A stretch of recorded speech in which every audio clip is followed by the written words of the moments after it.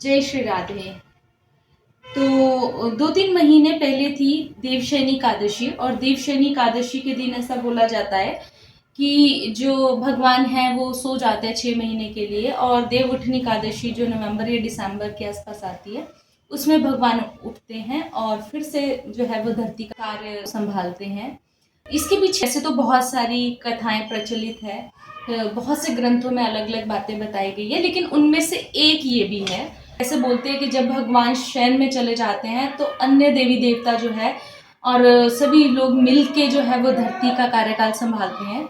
ऐसा कहा जाता है कि सावन में सबसे पहले भोलेनाथ आते हैं 1 महीने तक, फिर कुछ दिन के लिए गणपति बप्पा आते हैं, फिर पितृपक्ष आता है जिसमें जो अभी चल भी रहा है हमारा पितृपक्ष। उसके बाद कहते हैं कि नवरात्रे आ जाते हैं, 9 दिन तक देवी मैया कार्यभार सारी चीजों का संभालती हैं, और उसके बाद कुछ दिनों बाद फिर भगवान 6 महीने बाद खुद उठ जाते हैं और फिर इन सब चीजों का कार्यभार संभालते हैं। भगवान शयन में चले जाते हैं। बहुत सारे शास्त्रों में बहुत सारी ऐसी हमें कथाएं सुनने को मिलती है, लेकिन उनमें से एक ये है 52 अवतार की कथा, जिसके अंत में हम ये समझेंगे कि भगवान 6 महीने के लिए जाते कहाँ हैं। 52 अवतार की कथा, जब सागर मंथन के बाद राक्षस हार जाते हैं और देवता जीत जाते हैं, तो देवता जीतने की वजह से धर्म परायण हो जाते हैं और भगवान का कोई धर्म कर्म का काम नहीं करते हैं।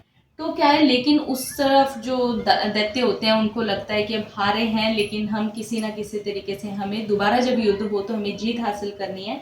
तो वो ब्राह्मणों का बहुत सत्कार करते हैं, वो हर तरीके से जो है धर्म पुण्य के काम कर रहे होते हैं। भृंगुवंशी ब्राह्मण थे, उनकी खूब सेवा करते हैं, वो उनसे बहुत धर्म पुण्य के कार्य करवाते हैं। एक बार क्या होता है कि राजा बलि जो है वो नर्मदा नदी के किनारे भगवान का अश्वमेध यज्ञ करवा रहे थे। उसी टाइम वामन भगवान राजा बलि से भिक्षा के लिए आ जाते हैं वहां पे। तो जो बलि महाराज हैं वो पूछते हैं कि महाराज, उनका सत्कार करते हैं, उनका स्वागत करते हैं और उनसे पूछते हैं कि वो क्या चाहते हैं। तो वामन भगवान जो है वो उनके पितरों का यशोगान करते हैं और बताते हैं कि तुम्हारे परिवार के जो पूर्वज हैं वो कितने ज़्यादा दान पुण्य करने वाले हैं।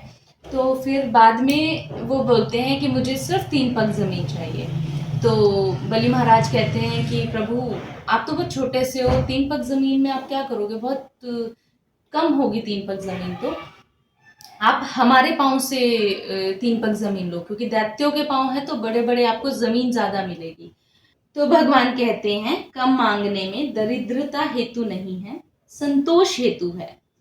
अपने ही पैरों से 3 जो है कदम जमीन लूंगा।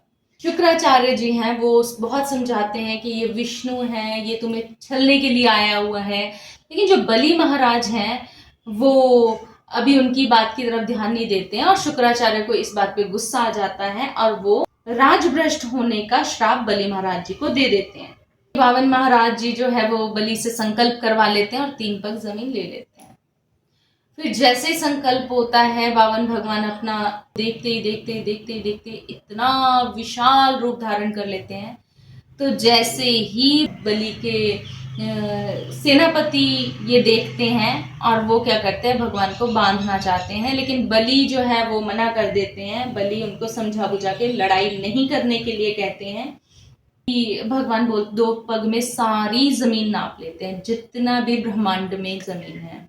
लेकिन अब भगवान कहते हैं कि मेरा 1 पग रहता है, तो इसको मैं कहाँ रखूं, तो इस बात का तुम्हें दोष लगेगा। तो भगवान बंदी बना लेते हैं बलि को। बलि जो है वो भगवान से विनती करते हैं और पूछते हैं कि भगवान, धनी बड़ा होता है या धन बड़ा होता है? तो भगवान कहते हैं कि धनी जो है वो बड़ा होता है, क्योंकि धन धनी के अधीन होता है। तो वो कहता है कि भगवान, अपने धन तो मेरा सारा 2 पग में नाप लिया, अब 1 पग आप मुझ पे रख लीजिए और मैं आत्मसमर्पण करता हूँ आपके चरणों में।